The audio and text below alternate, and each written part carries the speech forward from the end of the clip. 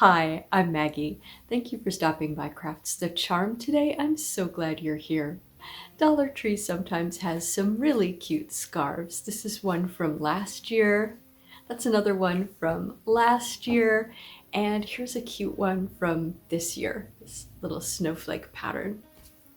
So whenever I see one that I like, I'll pick up a few of them as sort of a cloth alternative. And today I have some projects for you that use the Dollar Tree scarves. So let's go have some fun.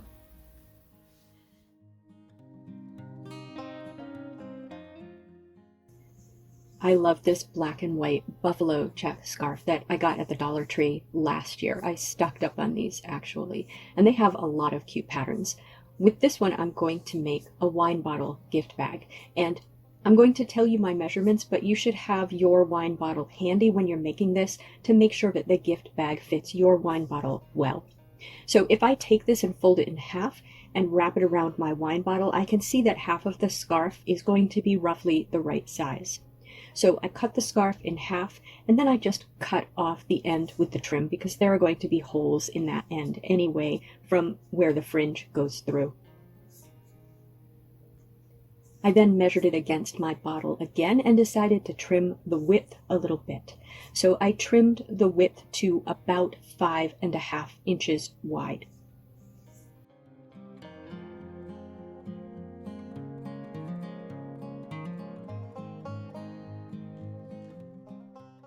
Now for the lining, I'm going to use this super soft microfiber cloth, which you can get at the Dollar Tree, and I've also seen it at Family Dollar.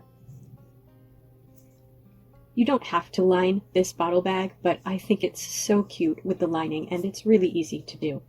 So I'm going to cut this to be the same width as my bottle bag, and I'm going to cut 2 pieces, and you can go as long as you want with these pieces. This is just going to be some lining that is just going to be at the top of the bag. So I cut my pieces about 8 inches.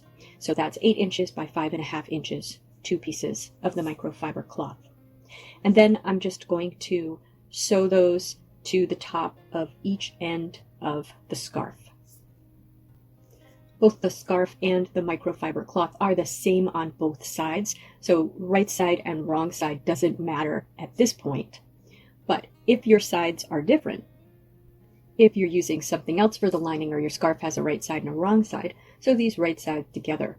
Once you've sewn those seams, open it up so that your scarf now has lining on each end, and fold it right sides together. Now the right sides are what was the inside before, and sew the seams along each side of the bag.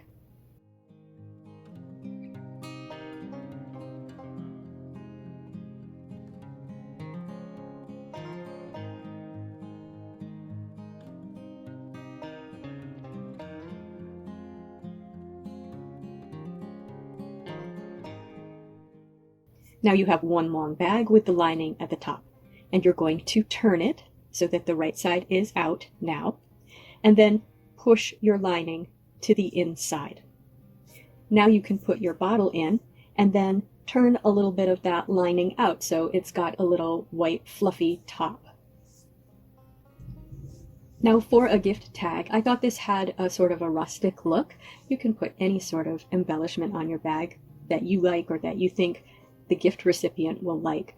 But I just took a log from our wood pile and I cut some cross sections from it. So I have these little wooden circles, and I'm going to drill a hole at the top of one of these, and I have some jute twine which I'm going to feed through that hole so that I can tie this to my bag. Now I have this adorable ornament from the Dollar Tree. It's a little sleigh, and it's got a little embellishment on it. It's actually both glued, and there's a little piece of, I think it's wire, that's going through some holes in the sleigh. So I'm going to snip that wire and pull it off, and then I'm just going to glue that embellishment with hot glue to the top of my slice of wood, and then tie that to my bag. I'm thinking I might put the name on the back of the piece of wood, and I might use a sticker to do that so that it could be reused. And that's it for the wine bottle holder. Here's how it came out. I really love this. My llama is delivering gifts this year. You can see he's dressed up as a reindeer, and he is holding our bottle of wine.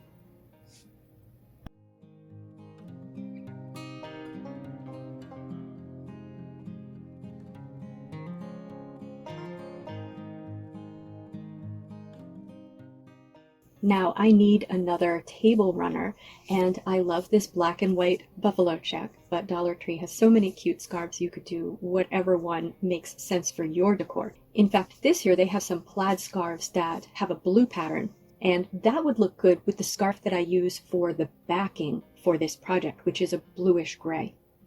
I like the bluish gray with this buffalo check. So what I want to do is to cut a snowflake pattern out of this scarf. And this snowflake pattern is like a stranded knitting pattern. That's what it is based on. I pretended I was knitting and I drew the snowflake pattern in this little grid. And I will make this pattern available for you on my blog if you want it. You can print it out and do the same. I wanted to make it the right size for these scarves because these scarves are narrow. So what I'm going to do first is cut out half of the snowflake so that I can use it as a template to cut the shape out of my scarf. I found it easiest to use my box cutter knife to cut this out. Now the easiest way to do this is going to be with interfacing. I have Pellin 906F interfacing here, and this is an interfacing that is sticky on one side, or it can be ironed to adhere on one side. And the reason I'm using this is, first of all, because you can draw on the interfacing, so I'm going to be able to transfer my pattern to the interfacing, and second, because it will stiffen the scarf and hold it still while I cut through it. Otherwise, I think it would be very difficult to cut the scarf. So I'm just going to cut 5 pieces of the interfacing that are roughly square. You're not going to be able to see them. They're going to be sandwiched between this scarf and another scarf, if you choose to make the whole project. So I'm going to cut 5 pieces, and then I'm going to trace my snowflake pattern onto those pieces with a pencil. So just trace the side that I cut out and then flip it over and trace the other side. And what I actually ended up doing after I'd done a couple of these was cutting out one square from each of the little points of the snowflake on the side I didn't cut out, so I could line them up over the tracing and make sure that my snowflake was lined up well.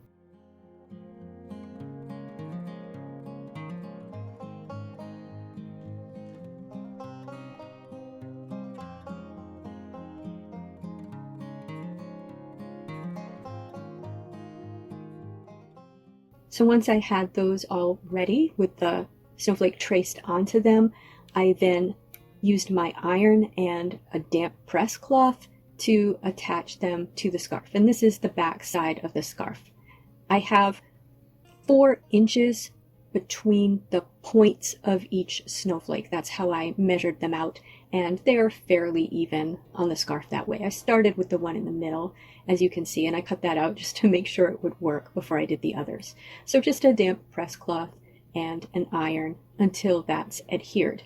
And then I simply used tiny scissors to cut that pattern out. Now I left it the way it is, as if it were made on a grid, but if you prefer, you could certainly smooth out those edges and not make them look like little staircases. I wanted it to have that knitted look.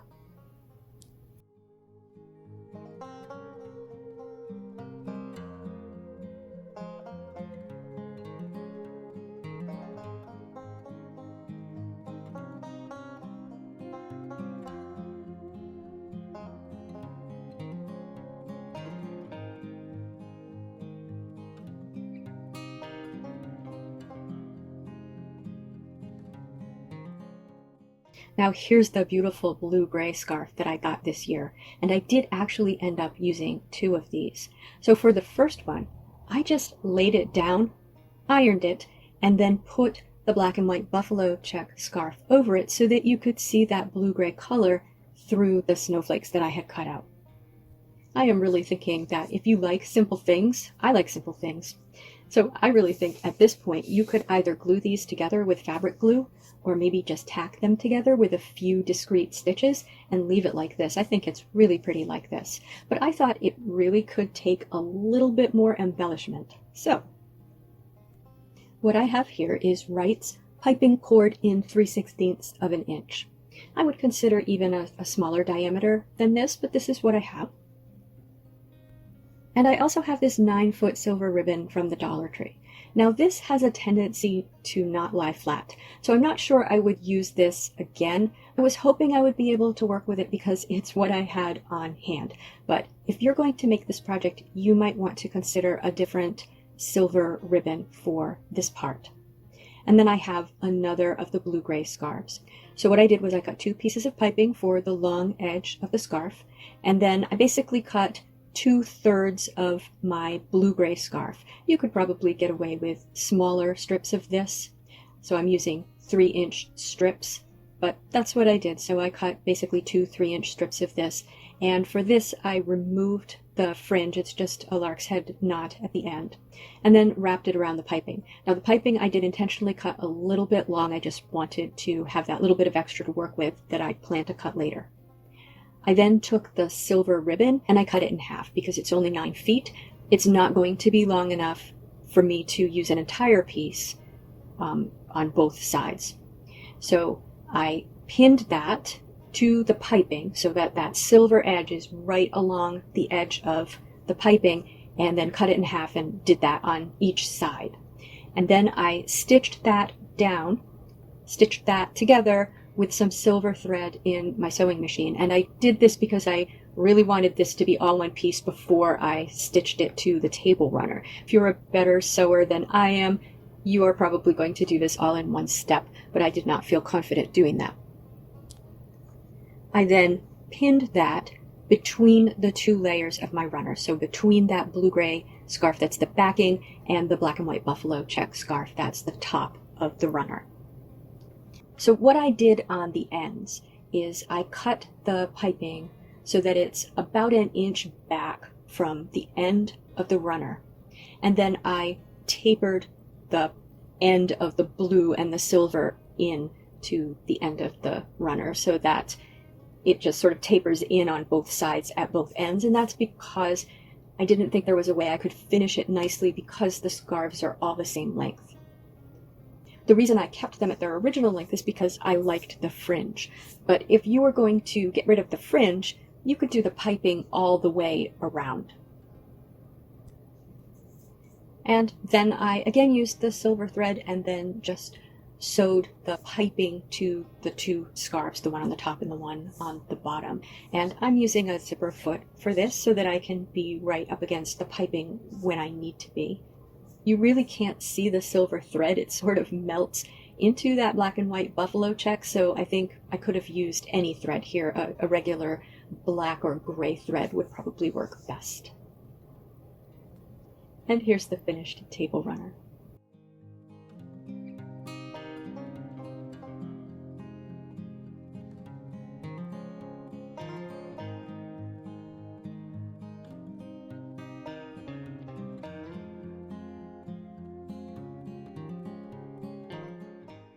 Now for this project, I have this scarf from the Dollar Tree, and I did buy this one a couple of years ago. It's a black and white and red sort of plaid, and I know what you're thinking. I'm going to take a scarf and make a scarf out of it. These Dollar Tree scarves are quite thin, and what I want to do is practice my knitting and just knit a backing for this scarf that will make the scarf more substantial and give it a handmade touch. I urge you to learn to knit if you don't already know how to knit. I really just learned to knit a few years ago, and it was because I wanted to make a decor project and I had to learn to knit to make the project. If you practice, you will get good at it. So this is a good practice project if you know how to knit and how to purl, because we are going to use a stockinette stitch, which is knitting on the right side and purling on the wrong side, and it gives you that sort of chain look. And now for my scarf, I had used part of it for some sort of craft. So it's not a full-length scarf. It's a little bit shorter than, I think they come 59 inches. It's a little bit shorter than the 59 inches.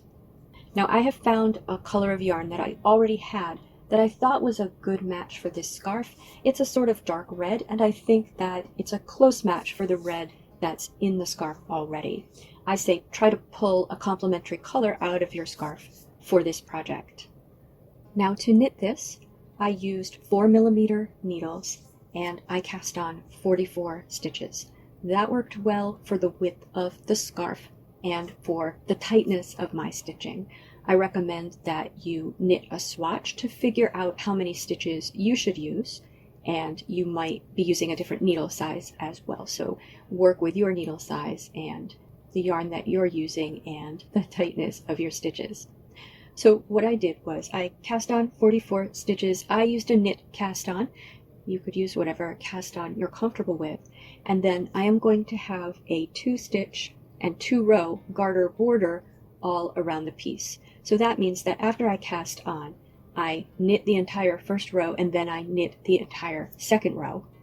And then I started with stockinette. So I knit the third row, and then when I turned it over, I purled the next row. But I always knit the 2 stitches on each end. So when I turned it over to purl, I did 2 knit stitches, then I purled 40 stitches, and then I did 2 more knit stitches. Turned it over, knit the whole thing, and then turned it over, knit 2 stitches, purl 40, knit 2. And that gives you a nice straight border on your ends. And I continued with that pattern until I had knit a piece just long enough for the scarf. I just kept measuring it against the scarf that I had, and then I finished with 2 more garter rows. So knit one side and then knit on the way back. To bind off when you're finished, knit 2 stitches and then pull the far stitch over the near stitch on your right needle, knit another stitch, pull the far stitch over the near stitch on your needle until you are at the end, then snip your yarn and pull it through that last stitch.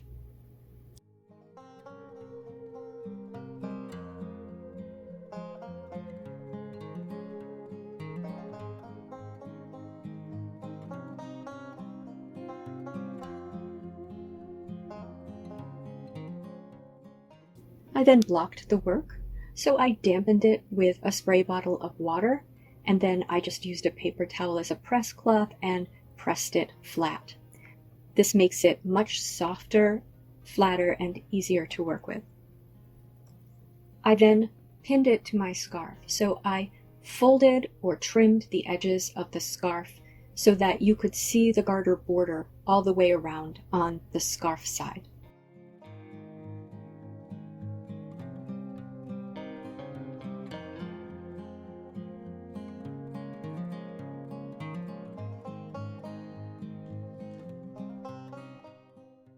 I then stitched them together by hand with some thread that matched my yarn. And here's the final scarf.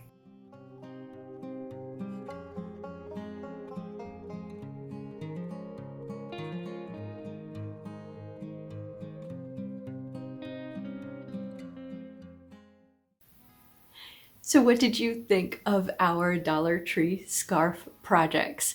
Did you have a favorite? Are you thinking of maybe a variation on one of the projects? Please tell me in the comments. I do like this scarf, and I love my table runner, which is over that way, but I think that this little wine bottle holder is my favorite. I'm unreasonably happy about this one and really looking forward to giving this as a gift this year. If you liked this video, please give it a thumbs up. And if you enjoy this sort of content, please subscribe to Crafts the Charm. Thank you for spending time with me today. Take care.